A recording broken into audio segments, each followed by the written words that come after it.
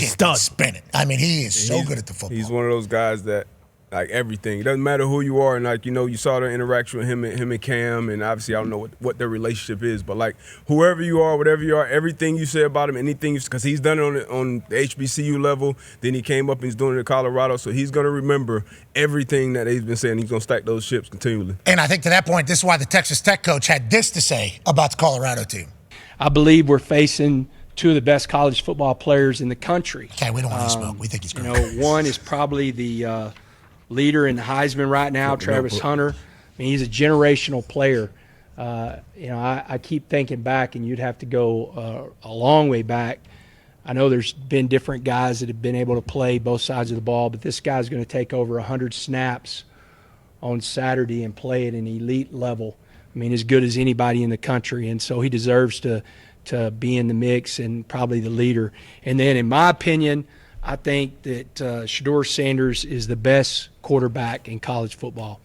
If I was an NFL GM and I had a pick to where I needed a quarterback, he'd be the first quarterback taken in this year's draft. He should be.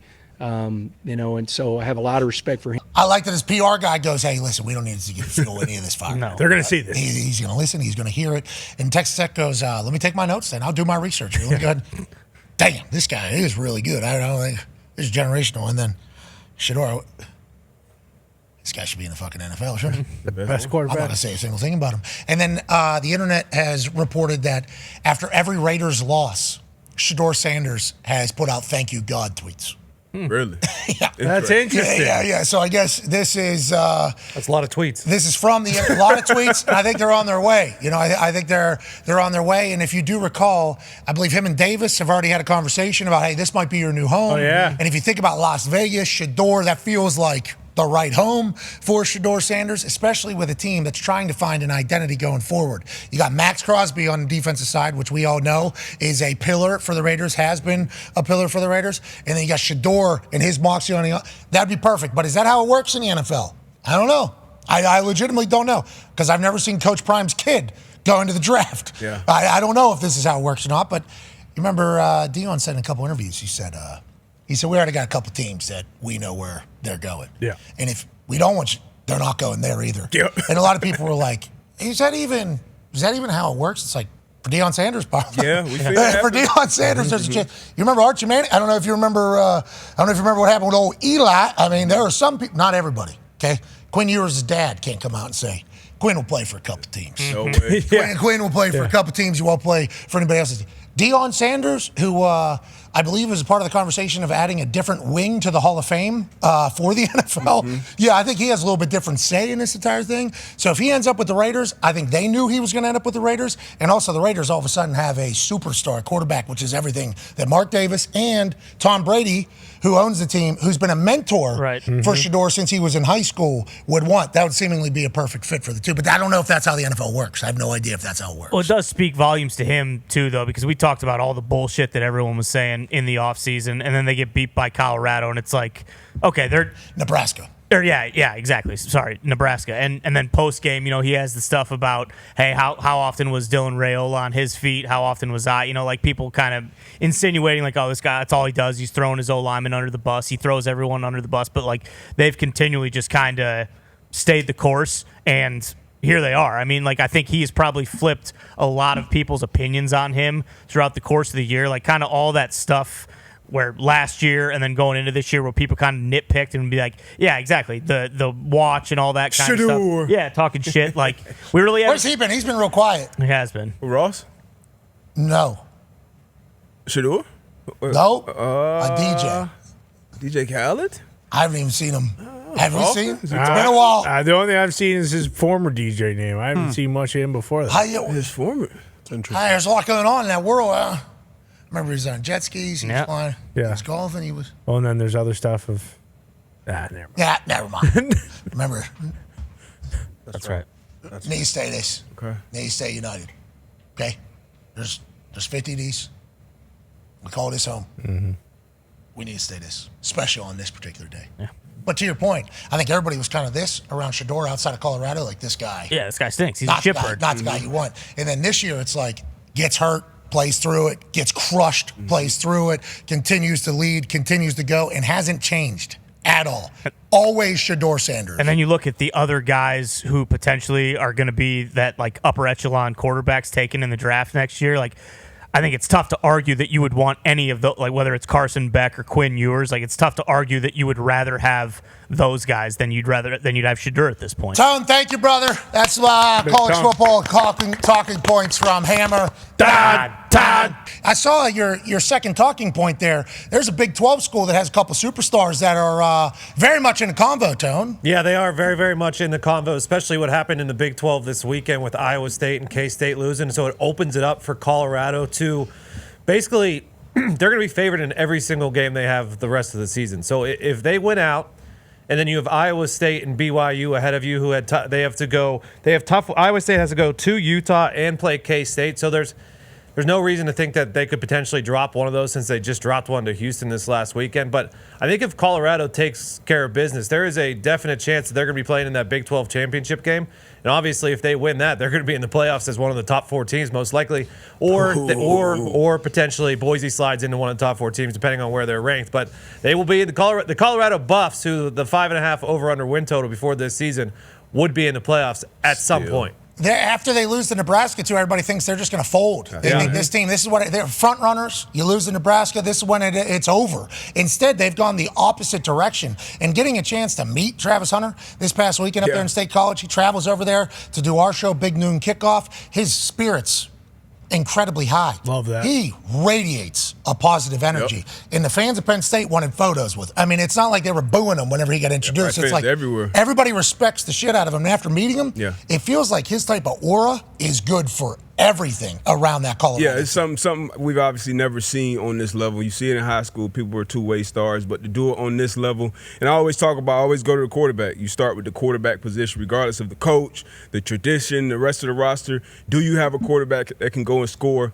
and compete and win in any of these big games? Obviously, they do. And then outside of the quarterback, they got the best, I think, player in the country with Travis Hunter, being able to do what he does both sides, his physicality, his mental, like how much he studies film, just listening to him talk, the more you get to know about him, I feel like the more you love him. So I'm excited about this Buffs team and see what they can do the rest of the way. I'm very pumped about it. Just because they've gotten to the point, too, where they feel like they've been massively disrespected. Oh, yeah.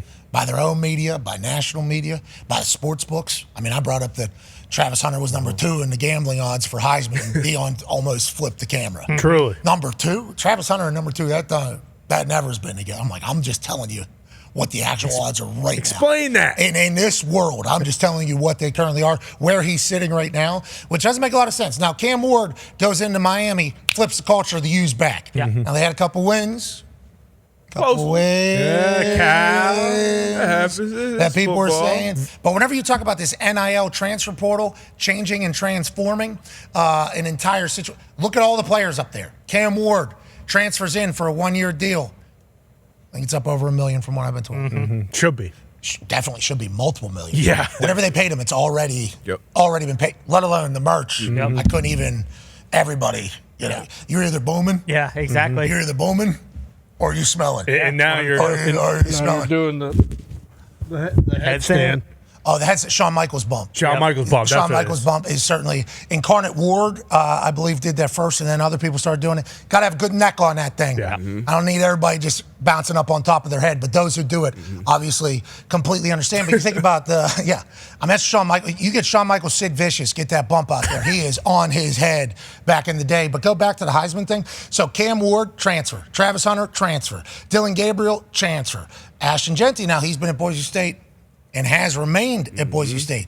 I can't believe they've been able to keep him up there. It's wild. Especially after he led, NCAA in yards last year or something like that. He came into this year with a buzzsaw. So transfer portal, NIL, obviously paying dividends. But if you're talking about special players, this year has been filled with them. And Travis Hunter, certainly at the top of that list, alongside Shedeur. And if this Colorado team, that for 20 years, 30 years, whatever it was out there. Since Cordell Stewart was there.